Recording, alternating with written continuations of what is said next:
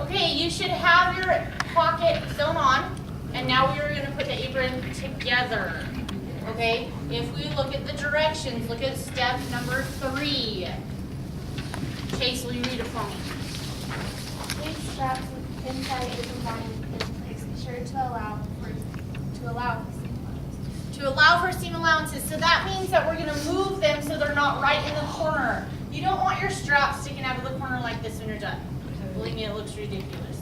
Okay, so what I want you to do is I want you to use your seam gauge, and you're going to measure 1 inch. Okay, when we do the straps on the side, I want you to measure 1 inch down. You're going to line up the raw edge so it gets sewn in and you don't see it. 1 inch down, you're going to line up the raw edge right with the edge of the fabric and pin it on. Remember, when you pin, you want it to go in and out, and you want the head of the pin sticking out of your fabric. With this other piece, go ahead and pin it in the center so it stays out of your way and it doesn't get in with the other seams. So in and out, sticking straight out just like that. Okay, you're going to do the same thing on the other side. Raw edge. Remember, this is the bad example strap. I do not want to see flabby butt cheeks on your straps. Okay? You want them to be nice and neat and toned up like this side. All right, I'm going to measure 1 inch down on this side. I'm going to pin it. I'm going to bring the extra to the inside. And pin it so it stays out of the way. Now notice, this is just one piece of my apron. The piece of my apron, pocket side up. Right side up, I'm pinning my straps on. Okay? Now we're going to do the straps on the top. You need one neck strap going around. Notice, it is going to be on the inside. Why am I putting all my straps on the inside? So when you fold it out, it's all on the outside. So that when I sew it, and when I sew it, I do what, Tristan? Fold it out. I'm going to pull it out, and then they'll all be on the outside. Okay? Up here on the top, you're still going to measure 1 inch over because you do not want your strap sticking out of the corner. Okay, 1 inch over, line it up on the top. Okay, you want to make sure that your apron, that your strap is nice and straight and not all twisty like this, and then you put it up there because then it'll be twisty when it's finished sewing. So make sure it's straight, round it around, measure in 1 inch.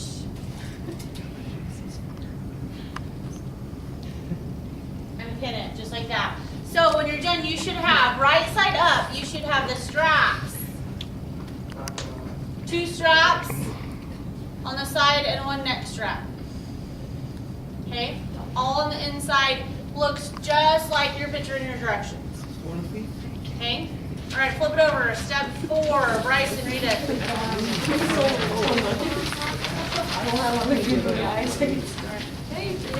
Alice, will you read for us?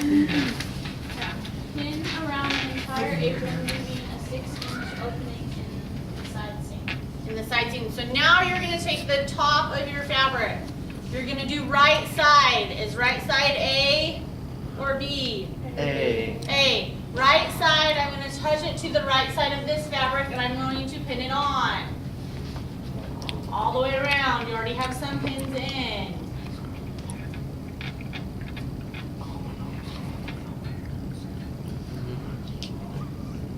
And it told me to leave what, Allison? A 6-inch opening in the side seam. Why would I leave a 6-inch opening? So I can flip it after I sew. And why does it have to be in the side seam? Because it said so? I like that answer. Let me tell you why else. Because after you flip it and you try to sew this curved area, it doesn't look so nice. Okay?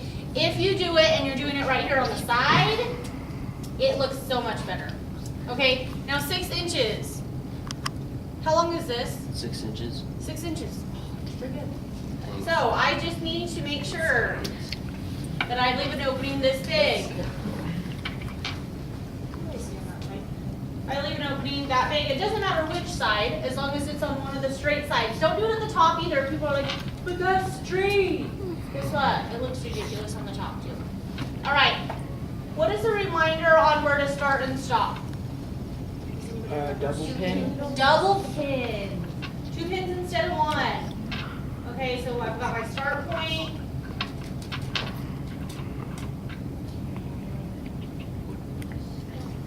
And my stop point. And let's just make sure that we're pinned all the way around. Okay, what happens when I get to a corner? Pivot. Pivot, explain it to me. You like have your needle down and lift that thing up and turn it and then put it back down. Okay, does that thing have a name? That's Pressure a foot, very good. So I'm gonna come right here, I'm gonna make sure that, so I'm sewing down this side, I've got my stitches. When I get here, I'm gonna leave my needle down in the fabric. I lift my presser foot up, turn my fabric so I'm facing this way, and then I put my presser foot down and then I sew again as I go, and then sew all the way around. Okay, all right, next step. So Leia, will you read it for us?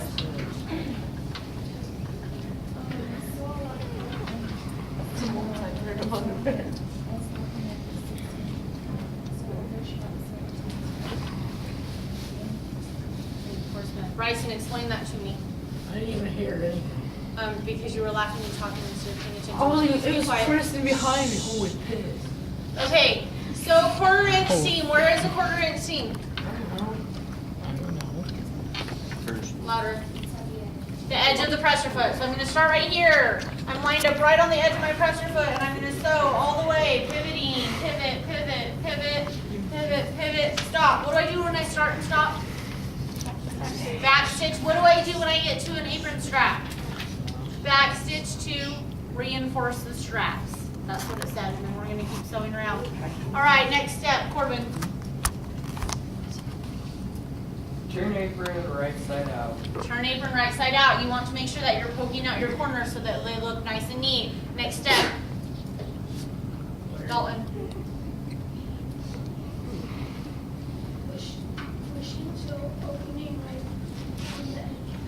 Okay, machine sew.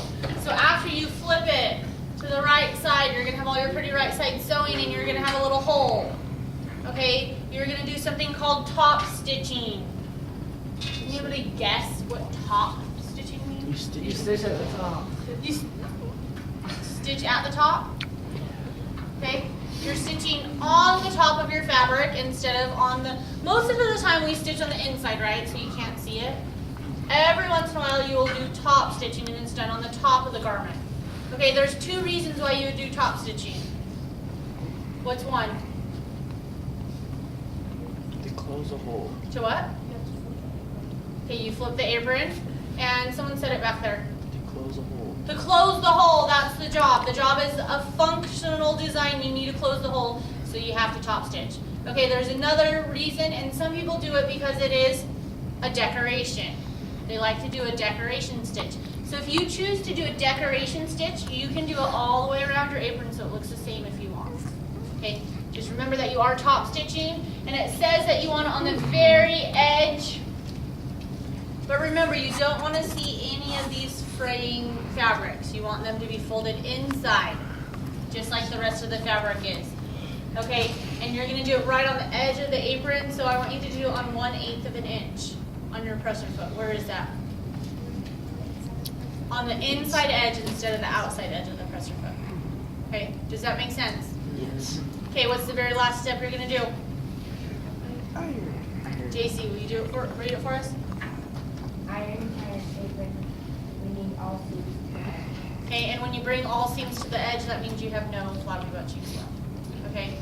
If I were you, I would do step number 8 first before step number 7. It is easiest to iron the apron and then sew it closed. Okay? So I want you to put little switchy arrows right there. After number 6, then you have 7 and 8. I want you to do 8 first and 7 last. Okay? Make sense?